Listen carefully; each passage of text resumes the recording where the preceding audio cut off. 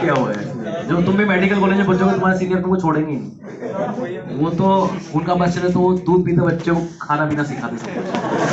तो यहाँ पर बात करेंगे भाई, फर्स्ट ईयर में जाते तो हम लोग चाय पीने जाते थे, पर मैं चाय पीने जाता तो वहाँ से सीनियर आते थे, वो भी उससे खड़ी हुई चाय पीते थे, और फिर वो कहते थे चल, तो कहाँ चले, वहाँ ले जाते थे, रूम पे ले जाते थे, रैगिंग लेते थे ढंग से, रैगिंग लेने के बाद अंदर वो सब कुछ करते थे कि भैया ले भैया, पी भी सही, खा भी सही, बर्तन भी दो, सब करो तू, तो सब काम अपने को ही करना होता है। उनके साथ वगैरह फंस गए, हालांकि काम बहुत होता है। Ragging is a good thing, ragging बंद नहीं होनी चाहिए थी, बंद हो गई।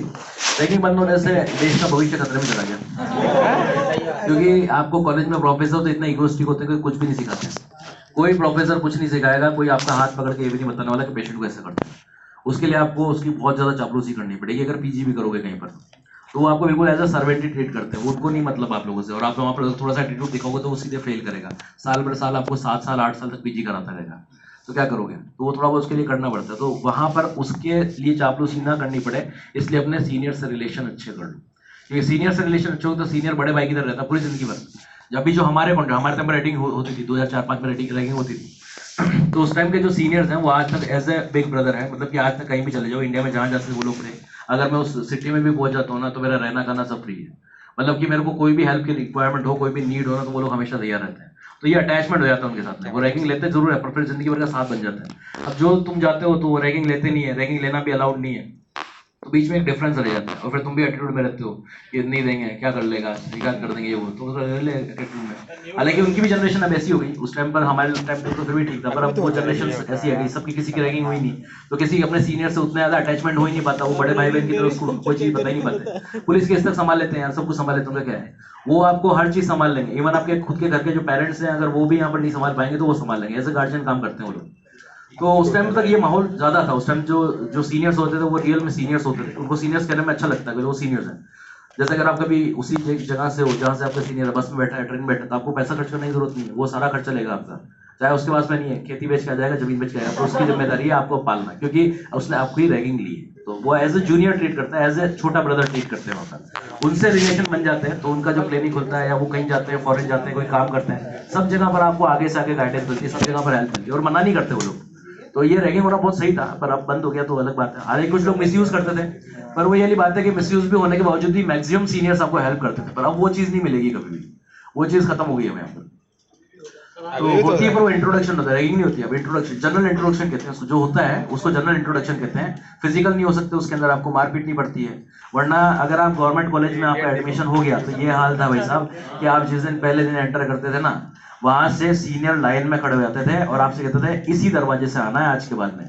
दुनिया का तीसरा चौथा कोई सा भी दरवाजा है कॉलेज में आने का, अगर दूसरे दरवाजे से आता हुआ दिख गया तो सारा सेकंड ईयर का, थर्ड ईयर का, फाइनल ईयर का, इंटर्न का, और एसआर जो एसआरशिप कर रहे होते सीनियर, वो भी अगर दिख गया तो भाई वहीं पर जूता देना चालू।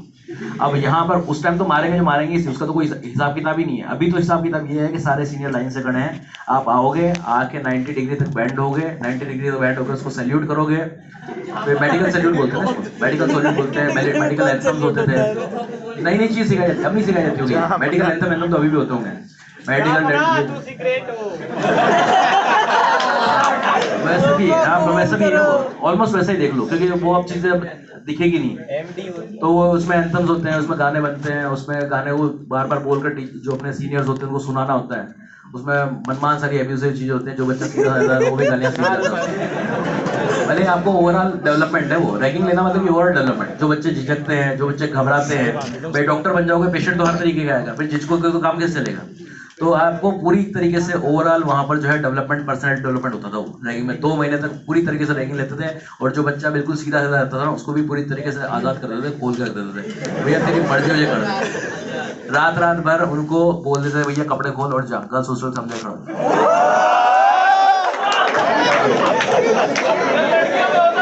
ऐसे करते थे। अंदर बताओ, अंदर बताओ भाई, गर्ल्स हॉस्टल में होता होगा, गर्ल्स हॉस्टल में होता होगा, वहाँ नहीं होता। सुबह अगर बात करोगे तो आप वहां से आओगे, गेट से आओगे तो सारे सीनियर लाइन में खड़े हैं, और जैसे आओगे बिना जान पहचान के पहले तो एक थप्पड़ खा, फिर आगे, फिर वो मार लेगा, इस गाल पे मार ली, दूसरे वाले सामने अलग गाल आगे, फिर वो थप्पड़ मार देगा, फिर और आगे जाओ, फिर धीरे धीरे आप आगे बढ़ते जाओगे। ऐसे करते करते आपको 10 एक दिन निकल जाएंगे। 10 एक दिन में आपको समझा दिया जाएगा आपके वॉलेट के अंदर ये चीजें होनी चाहिए, और आपको ये चीजें याद होनी चाहिए। सीनियर कहीं भी कोई सी जगह मिल जाए, सब होना चाहिए। हाँ, तो सब होना चाहिए, वो सब अलाउड है भाई। वो लोग कहते हैं चेक करते हैं, वो बता वॉलेट में बोला था रखने के लिए, कहाँ है। हालांकि उसको आप ही के अगेंस्ट में यूज करते हैं। इसका मतलब ये है, वो इसीलिए होता है कि भाई आप लोग थोड़ा सीख जाओ। भाई बच्चे तो दुकान पे कैसे जाऊंगा, क्या बोलूंगा दुकान वाले को, कहाँ से लाऊंगा, डर रहता है बच्चों को। डर रहता है, क्या डरने की चीज नहीं है भैया, तुम जाओ और फ्रिक्वेंटली बोलो। बच्चों को डर रहता है, अरे लड़की के पास कैसे बात करूंगा, तो सीधा बोलते जाओ सीनियर बैठे उसको जाकर प्रपोज करके जाओ, उधर जाकर तुम्हारी हिम्मत हो तो जाओ।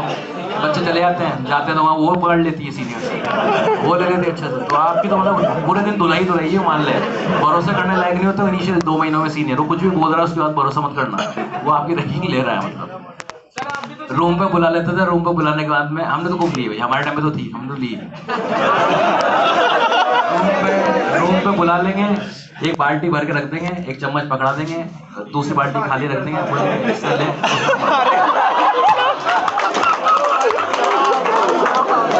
चले उसमें बढ़, फिर उसका बढ़ जाए तो उसमें से इधर बढ़।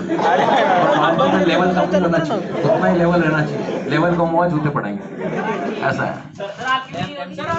हाँ खूब लिए रैंकिंग, तो इसमें हम जो रैंकिंग लेते हैं उनको रैंकिंग लेने का मौका। सर आप क्या कराते थे? कॉमन चीज, अब तो बस 12 साल हो गए, अब तो याद भी नहीं रहता कि क्या क्या चीज होती है। मेरे को इतने इवेंट्स याद नहीं है क्या करवाए थे, बल्कि उसमें मजे खूब आते थे 2 महीने। तो बहुत सारे टाइप के होते हैं यार, अलग अलग जगह। जैसे डेस्क कलर रहते हैं, तो डेस्क कलर जो बाहर से आते हैं उनको वहाँ बसों में ही पकड़ लेते हैं, या मतलब बहुत सारे टाइप के इवेंट्स हैं। ऐसा नहीं कि कोई एक पर्टिकुलर कोई इवेंट होगा जो आपको याद रह जाएगा, याद ही रहते बहुत सारी चीजें। हाँ लड़कियों की मोस्टली लड़कियां रहती है, लड़के नहीं लेते, बट फिर भी लेने में ऐसा कोई रोक टोक नहीं होता, सब ले सकते हैं।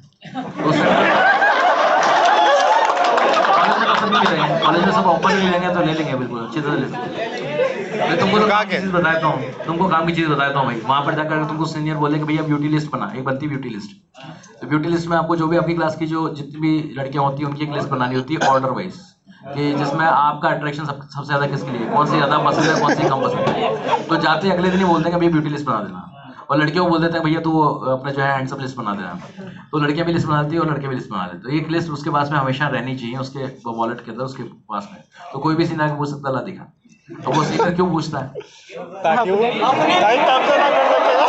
उनके लिए पूछता है।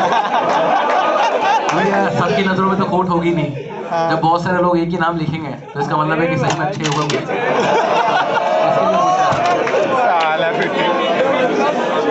वो जो बच्चे जिसका नाम बार बार ऊपर आता है वो फेमस हो जाता है, तो उसके ऊपर नजरें ज्यादा गाड़ी जाती है, भैया क्या चल रहा है। और गलती से भी उसकी तरफ तुम आंखों को खोल के भी मत देख लेना, क्योंकि वो तुम्हारे लिए नहीं वाली, वो सीनियर के बाद है। ये वाली बात है, ऐसे खूब इवेंट्स होते हैं। तो ये फर्स्ट टाइम जो है ड्रग यहाँ पर, तो ठीक है ना, कोई बात नहीं, अगले साल तुम्हारे को भी मौका मिलेगा, उसके अगले साल भी मिलेगा। सही बात, और क्या, एक साल भूल जाओ, फर्स्ट ईयर जो मिले उससे काम चलाओ। आपको कौन मिली थी सर? भाई वहाँ तो यही काम होता है, वहाँ तो बच्चे जाते हैं मेडिकल कॉलेज में आने के बाद सबको फ्री रहता है, कहाँ कोई बात नहीं, सब ये सोच के जाते हैं कि जो पढ़ना था, जो कंपटीशन पास करनी थी वो तो कर लिया, अब तो इजी हो जाएगा। हालांकि उनका वहम होता है, ऐसा कोई इजी नहीं होता। तो बस पीजी देनी पड़ती है, गवर्नमेंट सर्विसेज की यहाँ पर तैयारी करनी पड़ती है, पीजी की तैयारी करनी पड़ती है। विदाउट पीजी इंडिया में एमबीबीएस का कोई स्कोप नहीं है। सर आपको कितनी मिली सर? क्या चीज वो मिलते हैं ऊपर, गिनती के नहीं होते ऐसे।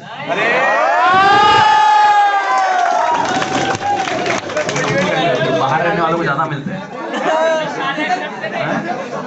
मैं हॉस्टल में नहीं रहता ना, हॉस्टल रहने वालों की जो लाइफ है वो बिल्कुल बंद हो जाती है। 9 बजे बाद उनके लिए हॉस्टल में कॉल लग जाता था।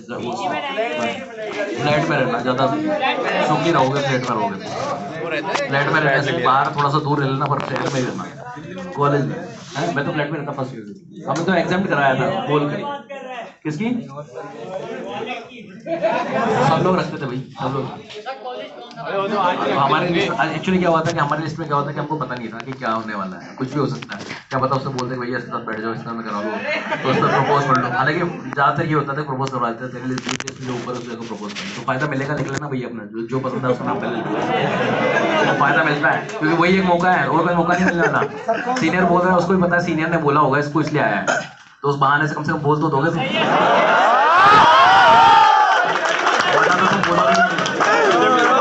दिक्कत आती है तो